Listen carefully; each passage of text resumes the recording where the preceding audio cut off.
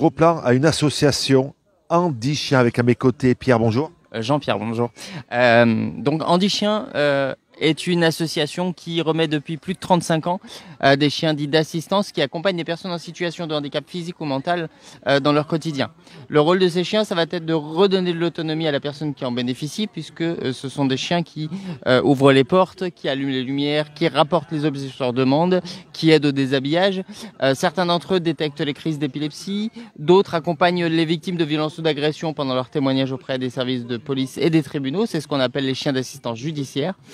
Nous avons des chiens d'accompagnement social qui sont remis à des structures médicalisées pour accompagner les résidents de ces structures dans leur quotidien et faciliter la rééducation.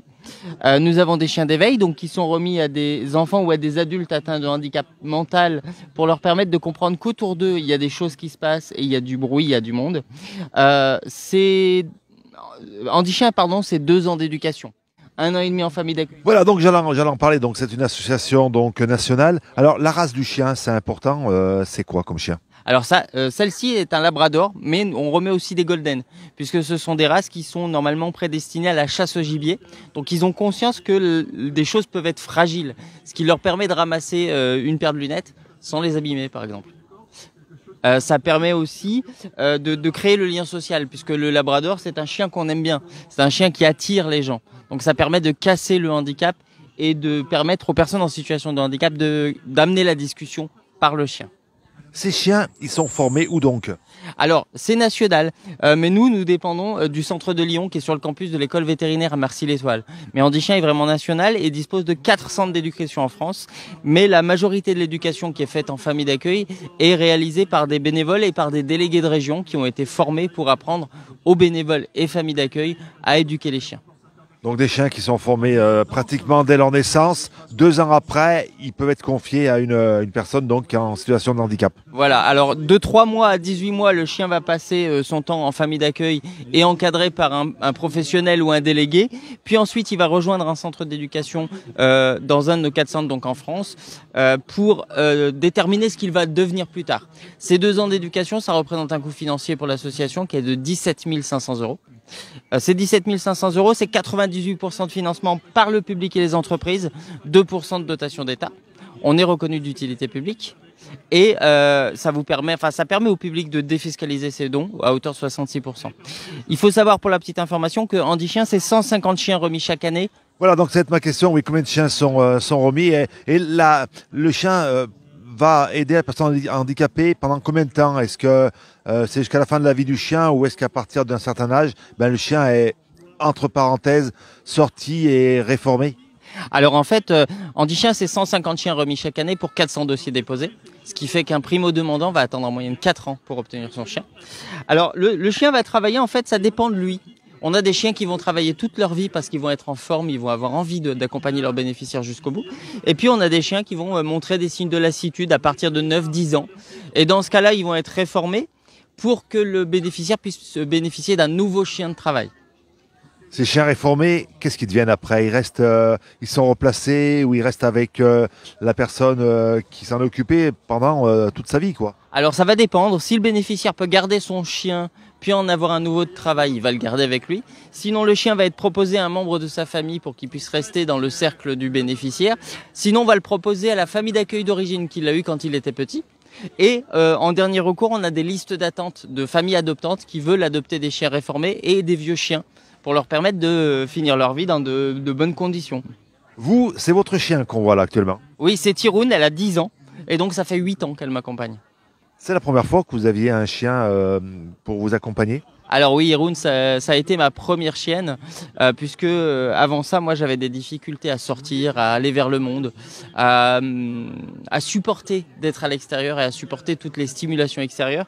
Et Hiroun, elle m'a permis de reprendre confiance en moi et de ressortir de nouveau et d'avoir une vie sociale, une vie professionnelle normale. Il y en aura un autre chien, forcément après cette chienne. Vous êtes déjà en train de faire des démarches pour récupérer un autre chien. Combien ça coûte à la personne en difficulté? Combien ça coûte un chien comme ça? Alors, le chien est remis gratuitement à la personne en situation de handicap. Le bénéficiaire, une fois qu'il a son chien, il a à sa charge les frais vétérinaires et les frais alimentaires, comme pour tout propriétaire de chien. Mais le chien, lui, est vraiment remis gratuitement. C'est pour ça qu'on compte sur les entreprises et sur les particuliers pour aider l'association, pour financer les chiens, puisque je le rappelle, c'est 2 ans d'éducation pour 17 500 € d'investissement par chien.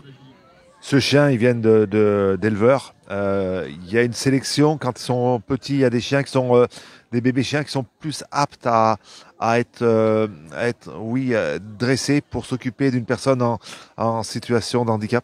Alors, les chiens sont sélectionnés dans des élevages dits LOF, pour qu'on puisse avoir une traçabilité sur la lignée. C'est-à-dire qu'on a des traçabilités sur 4 générations. Et ce que l'éducateur spécialisé qui fait le tour des élevages va regarder, c'est que le chien soit sociable, qu'il ait envie de venir vers vous. C'est-à-dire qu'un chien qui sera trop dans son coin et qui aura peur de l'humain, ça nous intéressera pas. Parce que l'intérêt pour Andy Chien, c'est d'avoir des chiens qui sont très proches de l'humain et très réceptifs à ce qu'on va leur demander, qui ont envie de partager, qui ont envie de jouer et d'avancer avec leurs bénéficiaires. Donc un chien qui va spontanément venir vers vous, attraper une paire de clés qu'on lui lance, attraper une balle, attraper un jouet, ça va nous intéresser parce que le chien sera naturellement proche de l'humain. C'est vraiment ce qu'on regarde, et puis on va regarder d'autres points de comportement sur le chien, mais ce qui va nous intéresser vraiment, c'est des chiens qui sont proches de l'humain et qui ont envie d'être avec l'humain. Là, c'est une chienne que vous avez. Il y a aussi bien des mâles que des femelles, ou est-ce que les femelles sont plus dociles, plus faciles à dresser? Alors non, il n'y a pas vraiment de différence. Ce qu'on va regarder, c'est le caractère du chien, c'est-à-dire qu'en fonction de ce qu'il est capable d'apporter et de faire, il y en a certains qui seront capables de détecter les crises d'épilepsie puisqu'ils vont passer leur temps à renifler, et puis il y en a d'autres, pas du tout. Il y en a qui vont être plus proches, très très proche de l'humain, donc ça va devenir un chien d'éveil, donc très proche de l'enfant, très câlin, ou un chien d'accompagnement judiciaire, d'assistance judiciaire, puisqu'il sera toujours collé à l'humain. Et puis des chiens plus énergiques vont être remis à des adultes en situation de handicap qui ont une vie sociale et une vie professionnelle énergique pour que le chien puisse les suivre dans leur quotidien. On s'adapte vraiment à ce que le bénéficiaire est en capacité de faire, à son mode de vie, à ce qu'il fait au quotidien. Donc le chien va être sélectionné en fonction de ça, mais pas sur le fait que ce soit un mâle ou une femelle, mais plutôt sur son caractère. Tel chien pour telle personne avec tel handicap. C'est ça, c'est exactement ça. Et c'est ce qui fait la force de notre association depuis plus de 30 ans, c'est qu'on se bat pour que le chien corresponde vraiment à ce que le bénéficiaire a besoin et à ce que fait le bénéficiaire dans sa vie de tous les jours. Andy Chien, c'est une association nationale. On peut vous retrouver où donc? Alors on a un site internet qui s'appelle andychien.org où vous avez toutes les informations, que ce soit sur l'éducation du chien, sur la possibilité de devenir famille d'accueil et puis sur la possibilité de nous accompagner financièrement par le biais de dons réguliers ou de dons ponctuels. Et puis donc ces dons sont bien sûr déductibles des impôts, une partie est déductible des impôts, donc n'hésitez pas à faire des dons pour offrir à des personnes en situation de handicap un chien, et c'est vrai que c'est juste magnifique. Ça change la vie vraiment. Ça change vraiment la vie parce qu'on est accompagné par ces chiens et toutes les difficultés du quotidien, c'est-à-dire un objet qui tombe par terre, c'est le chien qui va le ramasser pour vous. Alors que quand vous êtes en situation de handicap, souvent l'objet reste par terre jusqu'à ce que quelqu'un vous le ramasse. Ben là, on casse les difficultés du quotidien par la présence du chien. Monsieur Merle, bonjour. Bonjour. Alors vous aidez Andy Chien grâce à une association qui s'appelle Les Bouchons d'Amour. Quelques mots. Les Bouchons d'Amour, c'est une association nationale dans laquelle il y a une multitude de petites associations régionales. Donc moi, je fais partie de l'association régionale Les Bouchons d'Amour, on va simplifier, Rhône-Alpes, Auvergne, Bourgogne, depuis peu de temps d'ailleurs, Bourgogne. Et nous collectons les bouchons plastiques que nous revendons à une société qui s'appelle la société Sullo, qui les écrase et qui en refont des poubelles, pour simplifier. Et l'argent récolté va en intégralité pour aider ou les personnes en situation de handicap pour l'acheter du matériel ou des équipements, ou Andy Chien, entre autres. Voilà.